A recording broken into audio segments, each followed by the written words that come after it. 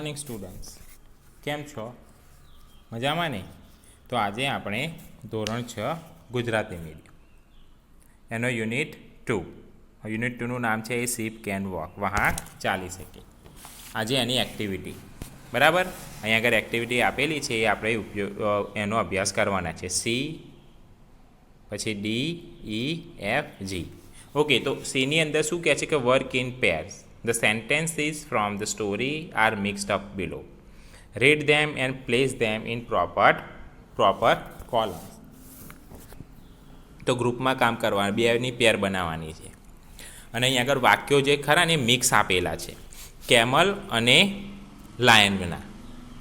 તો અહીંયા આગળ ઓલરેડી અલગ કરી દીધું છે. અહીંયા કેમલ છે અને લાયન જે વાક્યો બોલે છે એ લાયનની અંદર લખવાના છે અને કેમલવાળા વાક્યો કેમલમાં લખવાના છે.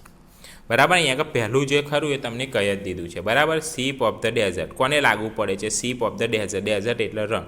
તો અહીંયા આગળ જો પહેલું લખેલું છે શીપ ઓફ ધ ડેઝર્ટ. બરાબર. કિંગ ઓફ ધ ફોરેસ્ટ, તો કિંગ ઓફ ધ ફોરેસ્ટ કોને લાગુ પડે છે? તો લાયનને લાગુ પડે છે. બરાબર. તો એ લખેલું છે કે ભાઈ કિંગ ઓફ ધ ફોરેસ્ટ, તો અહીંયા આગળ લખી નાખેલું છે. એના પછી આપણે વાક્યો લખીએ. અહીંયા આગળ જો thorns can not prick it. Thorns can not prick it. હવે એ કોને લાગુ પડે છે? જે થોર્ન્સ જે ખરા ને એ વાગતા નથી, ભોકાતા નથી. તો એ જે ખરું ને આપણે અહીંયા આગળ લાગુ પડે છે. કોને? કેમલને. તો અહીંયા આગળ હું સી કરી દઉં છું. બરાબર. Thorns can not prick it. પછી જો આપેલું છે હેઝ થીક પેડ્સ. શું આપેલું છે? Has thick pads. તો એ કોને લાગુ પડે? એ પણ કેમલને લાગુ પડે છે. એટલે કેમલના 3 શીપ ઓફ ધ ડેઝર્ટ થઈ ગયું. પછી thorns can not prick it અને હેઝ થીક પેડ્સ. થીક એટલે જાડા ગાદીવાળા હોય છે. બરાબર. એના નીચે પછી નીડ્સ વોટર એવરી ડે. હવે આ જે ખરું એ કોને લાગુ પડશે? લાયનને. એટલે હું અહીંયા આગળ એલ લખી દઉં છું. પાણીની જરૂરિયાત લાયનને વધારે હોય છે. બરાબર. Can store water for 2 weeks. 2 અઠવાડિયા સુધી પાણીનો સંગ્રહ કરી શકે છે. તો કોણ કરી શકે છે? કેમલ. કોણ? કેમલ. તો એ તમારે કેમલમાં લખવાનું છે. પછી શું છે કે કેન નોટ ઇટ થોર્ની ફૂડ. એટલે કે કેન નોટ ઇટ ખાઈ શકાતો નથી. કાંટાવાળો જો ફૂડ હોય, ખાવાનું હોય તો ખાઈ શકાતો નથી. કોણ નથી ખાઈ શકતું? તો લાયન નથી ખાઈ શકતો. બરાબર. તો આ વાક્ય લાયનમાં લખવાનું છે. પછી can run 80 kilometres an hour. 80 kilometre સુધીની ઝડપ છે. તો કોની છે? તો એ લાયનમાં લખવાનું છે, લાયનની છે. કિંગ ઓફ ધ ફોરેસ્ટ આપણે લખી દીધેલું છે. એના પછી છેલ્લું also has pads in feet. Also કીધેલું છે એટલે કે એને પણ પેડ્સ ગાદીવાળા પગ જે છે, બરાબર, એની નીચે ગાદીવાળું છે. તો કોને છે? તો એ લખવાનું છે લાયનને છે. અને પછી does not eat every day. દરરોજ ખાવાની જરૂર પડતી નથી. તો એ લખવાનું છે તમારે કેમલમાં. બરાબર. પછી શું છે? ઉપરના કોઠાનો ઉપયોગ કરી તમારા વિશે ઉદાહરણ પ્રમાણે વાક્યો બોલો. આઈ એમ અ કેમેલ, લાયન, એ વિશે વાક્યો બોલવાના છે. બરાબર. કેવા બોલવાના છે? કે I am the king of the forest. Lion વિશે બોલતા હોય તો there are pads in my feet. I can run 80 kilometres an hour. I can not eat thorny foods. અહીંયા આગળ જે વાક્યો લખ્યા હોય એ બોલવાના છે. પણ ઉપયોગ આઈનો કરવાનો છે. બરાબર. અને કેમલનું જો તમે બોલતા હોય તો આઈ એમ અ કેમલ. પછી શું છે? My legs are thick and padded. The hot sun does not burn them. Thorns can not prick my legs. બરાબર. એ રીતેના વાક્યો બોલવાના છે. એના પછી અહીંયા આગળ જો write a paragraph on a camel or a lion. એટલે કે કેમલ અને લાયન વિશે બેમાંથી એક વિશે એક પેરેગ્રાફ લખવાનો છે, પરિચ્છેદ લખવાનો છે. જો લાયન વિશે લખતા હોય તો અહીંયા આગળ વાક્યો અમુક આપેલા હોય, એના વિશેનો ઉપયોગ અહીંયા આગળ કરી શકો છો. કેમલ વિશે લખતા હોય તો પણ અહીંયા આગળ આ તમે ઉપયોગમાં લઈ શકો છો. બરાબર. જેમ કે જો તમે લાયન વિશે લખતા હોય તો તમે કહો a lion is the king of the forest. Lion કોણ છે? King of the forest. એટલે વાક્ય થઈ ગયું a lion is the king of the forest. બીજું શું કહેવાય? The feet of a lion are padded. કેવા છે એના? પેડેડ. પેડ ગાદીવાળા છે.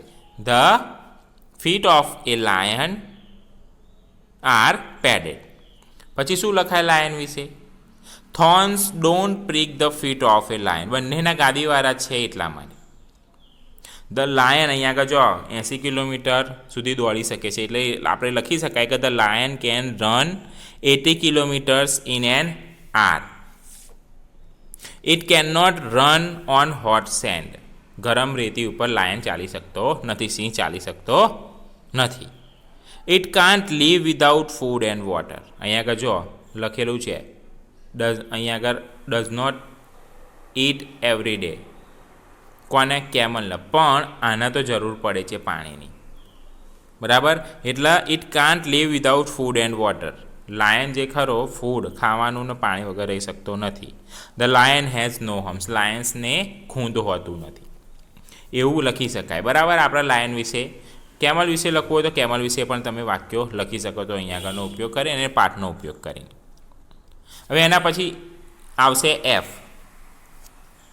હવે અહીંયા આગળ તમારે એની અંદર તમને સ્ટોરી મેં તમને સંભળાવી છે, સ્ટોરી કે મેં તમને પાઠ સમજાવ્યો છે, તો એના આધારે તમે કેમલ વિશે લખી શકો છો. લાયન વિશે મેં તમને કહ્યું. હવે એના પછી આવશે એફ. શું કહે છે? Work in pairs. Answer the questions with yes or no. તમારે શું કરવાનું છે? યસ કાં તો નોની અંદર જ જવાબ આપવાનો છે, બરાબર. જો અહીંયા આગળ પહેલો ક્વેશ્ચન શું કહે છે? Can the camel store food in the stomach? Can the camel store food in its stomach?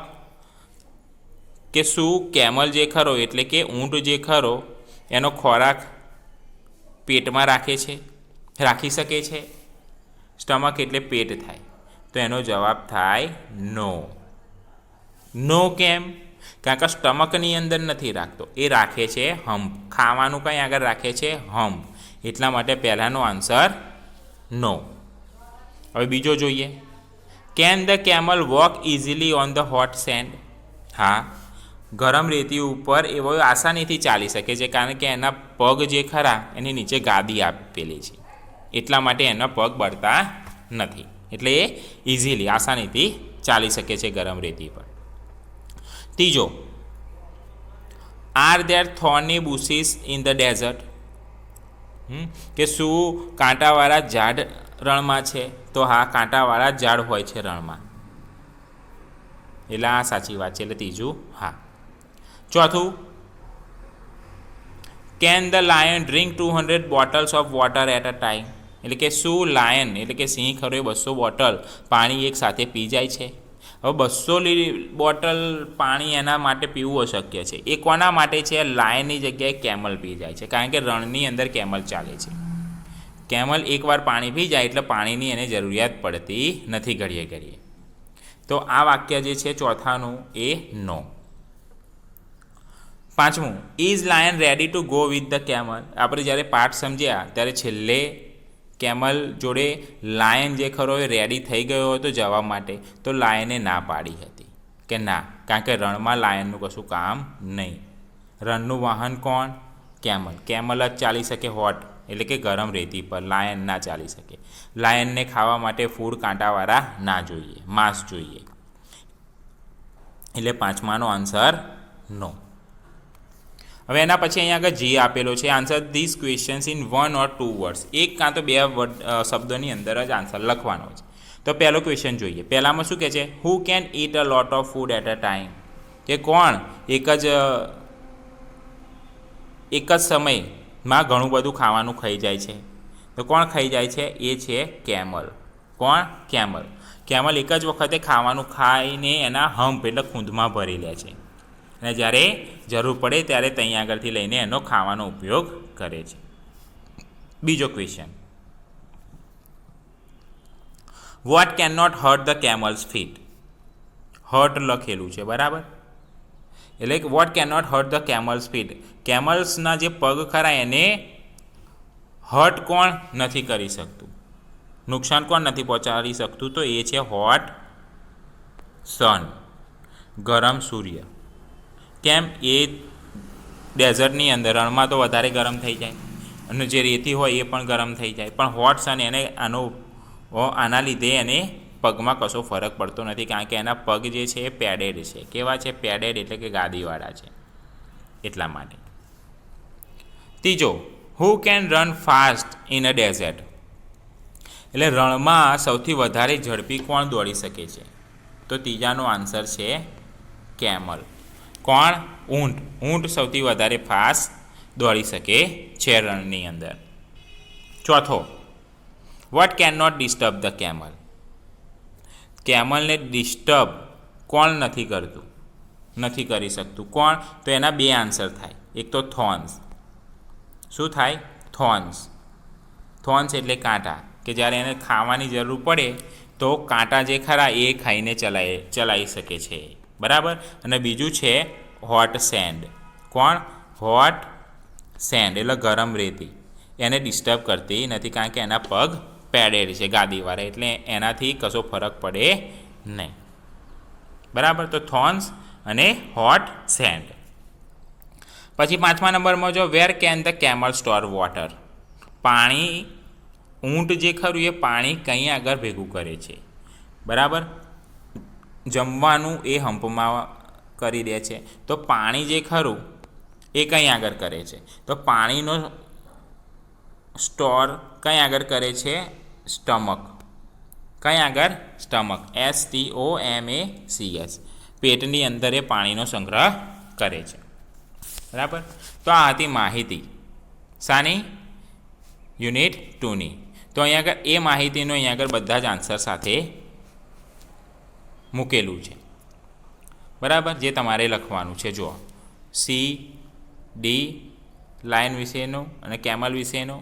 પછી તમારે પેરેગ્રાફ લખવાનો હતો, તે લાઇન વિશે અને કેમલ વિશે પણ પેરેગ્રાફ છે. બરાબર. અને એના પછી F, work in pairs, answer the question with yes or no. તો અહીંયા આગળ આન્સરે લખેલા છે, અહીંયા આગળ પણ લખેલા છે, જે તમે તમારી નોટબુકમાં લખી દેજો. Okay, thank you.